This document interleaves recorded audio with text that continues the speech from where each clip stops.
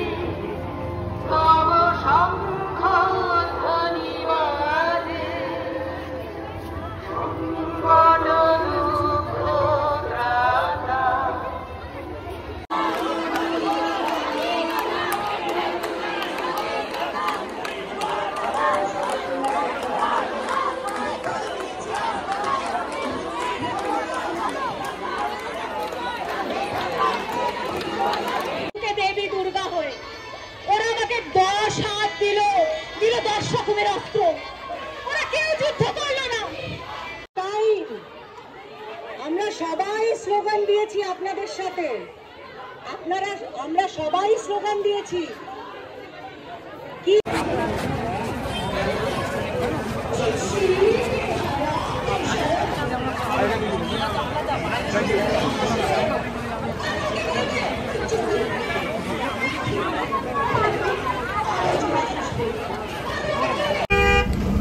রাতের কলকাতা জমজমাট দেখলে এইভাবেই প্রতিবাদ হওয়াটা উচিত। তোমরা যে যেখানে পারছো প্রতিবাদ করো। আমরা ওখান থেকে এখন যাচ্ছি একাডেমির দিকে, স্প্ল্যানেডেও চলে এসেছি। চলো এবার একাডেমিতে গিয়ে তোমাদের সঙ্গে শেয়ার করছি ওখানে কি হচ্ছে।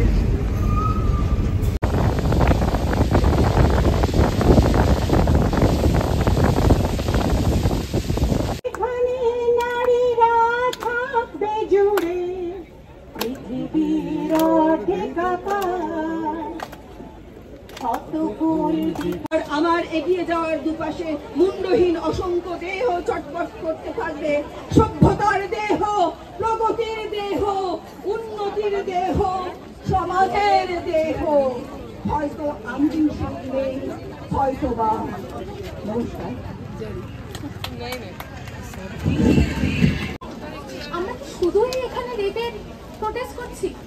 আমার তো মনে হয় rape is the extreme case of devilness, তাই না? কিন্তু আপনারা বলুন তো, ভিড় মেট্রোতে কোনো বাবার বয়সী মানুষ আপনার বুকে কুনুইতে ইচ্ছাকৃত যখন আঘাত করে, তখন আপনি কি প্রতিবাদ করেন? মনে হয় করেন না। ওটা হয়তো কোনো ছোটখাটো ব্যাপারটাই। আজ যে এত মহিলাদের দল এখানে আছে, এটা কিন্তু শুধু আমার যে দিদির বয়সে একটা এই মর্মান্তিক মৃত্যু হয়েছে শুধু সেটার ব্যাপারে নয়। এই যে প্রতিবাদ, সেটা বাসে, ট্রামে, কলেজে, পাড়ায়, মোড়ে বসে থাকা সেই শকুনগুলোর উদ্দেশ্যে। আজকে একদিন পত্রিকায় আজকেও এটা সেই একরকম ভাবে প্রাসঙ্গিক, কবিতা পড়ার মুহূর্ত আজকে হয়তো। নমস্কার, এখন আমি আছি একাডেমি অফ ফাইন আর্টসের সামনেই। আমার পেছনে তোমরা সুকল্যাণ এবং দুজন দাদা যে কথা বলছে দেখতে পাচ্ছ। আমি জানি না কতটা আমি ক্যাপচার করতে পারছি বা ভিডিওতে কতটা বোঝা যাচ্ছে। এরপরে তোমরা ভালো করেই দেখতে পাবে। আমি সামনে দিয়ে ভিডিওটা দেখাবো। ওনারা কারা শুনবে, কি বলবো, আমরা এক জায়গায় প্রতিবাদ করতে এসে আরেকজন সাফার যারা করছে, দীর্ঘ 2 বছরের বেশি সময় ধরে, তাদের সাথে এখানে দেখা, তারাও এই প্রতিবাদে সামিল হয়েছে। তোমরা সবাই জানো ওদের সঙ্গে যে অন্যায়টা হয়েছে বছরের পর বছর ধরে, সেই অন্যায়টা তোমরা বা আমরা সবাই জানি। কিছু বলার নেই, খুব খারাপ পরিস্থিতি। আর একই কথা কবার বলবো, ওরা হচ্ছে এই যে আমার পেছনে দেখছো সুকল্যাণ এবং দুজন দাদা কথা বলছেন। ওনারা হচ্ছেন কারা জানো? যারা এসএসসি দিয়েছেন কিন্তু এখনো চাকরি পাননি। ধর্ণা মঞ্চে বসে আছেন বছরের পর বছর। একটা জেনারেশন প্রায় শেষ হতে চলেছে। ওনারা হচ্ছেন তাদের মধ্যেই দুজন। এখানে এসে পরিচয় হলো।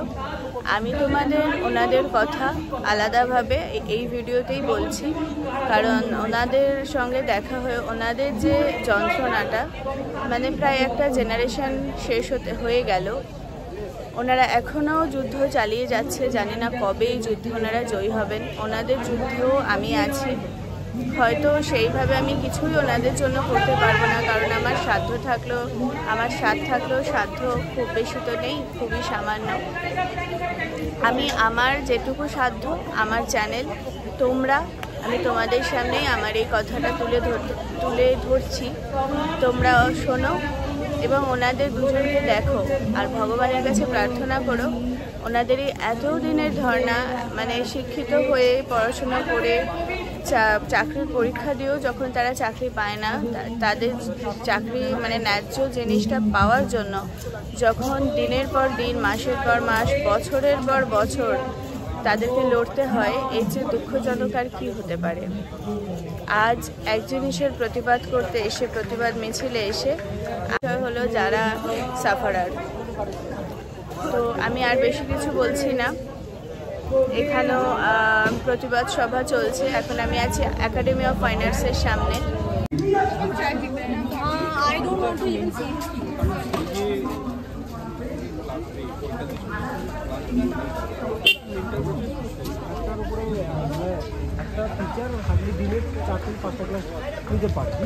এবার মাঝখানে তাকে ওই 10 মিনিটের একটু চা জল সিগারেট খাওয়ার একটা ব্রেক নিতেই হবে। তো আমাদের চারপাশের অবস্থাটাই এতটা ভয়ঙ্কর। প্লিজ আর চুপ করে থেকো না, এবার গর্জে ওঠার সময় এসেছে, চিৎকার করো। তো এই ছিল একাডেমি অফ ফাইন আর্টসের সামনেটা। তোমাদের যতটা সম্ভব পারলাম শেয়ার করার চেষ্টা করলাম। আসলে রাস্তা দিয়ে না বড় বড় লরি যাচ্ছে, দেখো, সেই জন্য না প্রচণ্ড সাউন্ড আসছে। তোমরা কতটা শুনতে পাচ্ছ জানি না। এখন বাজে 3:17। এখন প্রায় রাত, মানে প্রায় না, পুরোপুরি রাত 3:17 বাজে। এখন আমরা এক্সাইড মোড়ে আছি, মানে এক্সাইড থেকে একটু এগিয়ে আসছি। এই জায়গাতে ওয়েট করছি। ওরা ওখানে চলছে মিছিল, ওরাও কয়েকজন এগিয়ে আসবে। তো এই আজকের মতন আমাদের পায়ে পা মেলানো হলো। এবার আমরা বাড়ি ফিরে যাচ্ছি। এখন আছি এসপ্ল্যানেডের দিকে, যাচ্ছি শিয়ালদা।